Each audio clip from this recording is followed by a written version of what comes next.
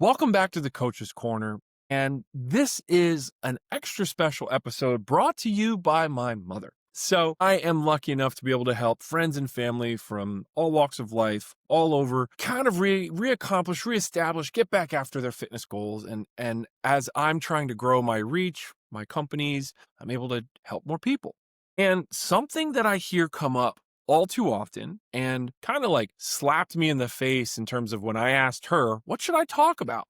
Was how do I get 100 grams of protein?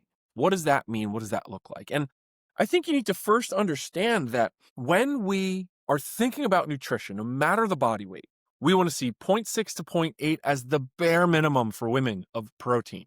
If I want to see you gain muscle, I'm thinking zero point 0.8 to 1 gram, and that's per pound of body weight. For a male, I'm thinking 1 to 1.25, and you might have some males who go up to 1.5, like myself, per gram of body weight. And how we get that protein is very unique, is very curious. Realistically, I don't care how you get it, from whatever source you get it from.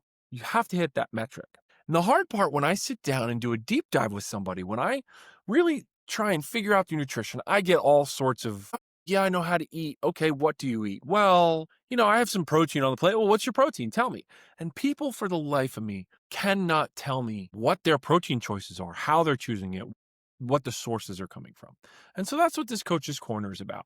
The second piece of this is when you're trying to introduce higher amounts of macronutrients, so protein specifically, to client base.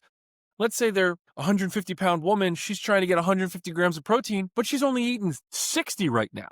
She's not going to be able to just jump to 150 magically. We do it in incremental steps, like 75, 80, 100, 125, and you're at 150. Well, it seems to be benchmarks of about 100, 150, and then 200 so far, from what I can tell as the hard kind of jumping off points for people to figure out, right? So today's special hot topic for my mother is how to get 100 grams of protein into your diet. And the fun fact is, as I send out all sorts of wonderful email blasts to my company, part of that, as my expertise in nutrition, I am a nutritionist and I was a chef for quite some time, is this magical email list of the biggest bang for your buck protein sources, right? And I sent this on our Monday nutritional blurb. It's Monday meal prep.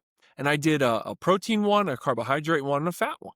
And the way I ordered this is from most potent per calorie down to least potent. And what I mean by that is if I've got so many ounces or grams, however you want to weigh your source, what's going to give me the most optimum return in terms of a good source of protein? And so it starts at chicken breast and works its way down. Animal proteins are going to be your biggest bang for your buck, meaning you're most effective. Meaning if I eat 3 ounces of cooked chicken, I'm getting 26 grams of protein back. Great. As we go down, I kind of don't lean towards pork. I'm usually a chicken and red meat man. And as we go down, bison is great as well. And we're thinking leaner choices are going to be your biggest bang for your buck because there's going to be less fat within that. However, work with what's in your diet, work with what you can tolerate. I love steaks, love red meat. They do well for me. I'm carnivore. That works for me. If it doesn't work for you, that's okay.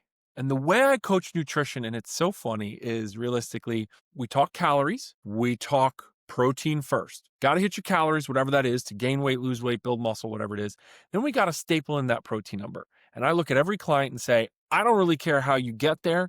Make your numbers match these numbers, right? So what you're ingesting, match what the science says, how to gain weight, how to lose weight. And what you'll see is people will fill in the blank themselves. And the protein is the hardest one to fill in, which is why I give that the staple. They can build their diet around that. And then from there, carbs and fats usually fill themselves in. I don't really micromanage that unless I really have a sticky client who doesn't want to see that scale tip, right? So we start at animal protein, then we go to seafood. Seafood's still great, very lean, very clean, good source of omegas and things like that. However, the only reason that they're secondary to the animal proteins is the amount of protein per ounce. That's all, right? As we roll down, I wanted to make a note.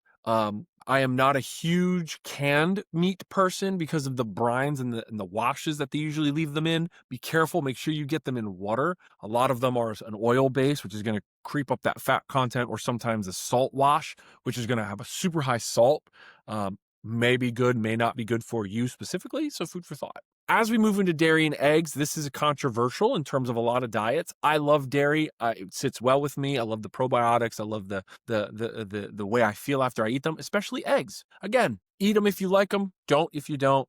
If you're really hyper worried about your fat, you can take the egg yolk out, but I don't want to hear about the fact of, oh, there's so much cholesterol in eggs, blah, blah, blah. There's so many good components to eggs. You can cut out high cholesterol types of foods in other ways. I would prefer you to keep eggs in your diet. That's just me personally. But should you cut eggs out, the yolk out, egg whites are still absolutely fantastic for you. And what's really funny is in almost every diet I've ever seen, there's always some form of like string cheese or like some Parmesan cheese. They work well, it's quick, it's easy, and it's on the go. Then we get into our vegan vegetarian kind of style or add-ons. And unfortunately, and the vegans and vegetarians in the room are going to hate me for this, they are not what I consider the most potent protein sources. Meaning, there are other macronutrients that are usually associated with this type of protein. So for instance, quinoa down here in grains and nuts. A lot of people are like, yeah, I get quinoa as a great source of protein. No, because it's primarily a carbohydrate that happens to have protein involved in it. Same thing with like a peanut butter or chia seed. I have so many vegetarians that I work with. They're doing great. They're seeing progress, but getting them to understand that chia seeds added into a shake does not make it a protein shake. You happen to get 5 to maybe 8 grams of protein in a shake that has 60 grams of carbohydrates. You have to change the way you think, right? Vegan vegetarians habitually are low protein, and that's okay. But this is hopefully a way for you to take a step back and look at the meals that are in front of you and say, here's some great additives to uptick that protein source. For my vegans and vegetarians, I usually always do recommend a plant-based protein shake once or twice a day. You can get a cool 30 to 40 grams at a pretty reasonable price point, and it'll keep you on your diet both for moral reasons as well as if you're not feeling great, like eating meat. So that's it. That's kind of my quick rundown when it comes to proteins. I always start with animal proteins 2 to 3 times a day, and I fill in the rest. Another great tool that I really like to teach my people when we're thinking about how to incorporate protein, how to work that into your diet, is think about your meals from protein first, then your vegetables, then your carbohydrates and fats. Don't worry about the food pyramid. But think about if I'm staring at my plate, what makes up the good quantity? What am I thinking about? What am I spending? What's going to go in my mouth first? What am I spending the most energy on? Protein should be first. Did I have a good handful of steak there or chicken, blah, blah, blah. Then I fill in the vegetables. Did I get a big heaping pile of it or a good salad next to it or whatever? If there is room both from what my eyes can take on or my stomach, then I add the carbohydrates, and usually your fat is a drizzle or a sprinkling of cheese or something like that, a half of an avocado, but a smaller content. And what'll end up happening is you're going to start to naturally shift your caloric intake into a higher protein diet, which from what I've seen as well as studies seem to be the best results for longevity as well as health benefits. There are performance benefits to keto in some senses. There is performance benefits to a higher carbohydrate diet. However, I am speaking to those looking for longevity, looking for really changing some of their health biomarkers. I love to coach a high protein diet, but good sources of protein. Hopefully that's helped, and I can't wait to see you on the next one.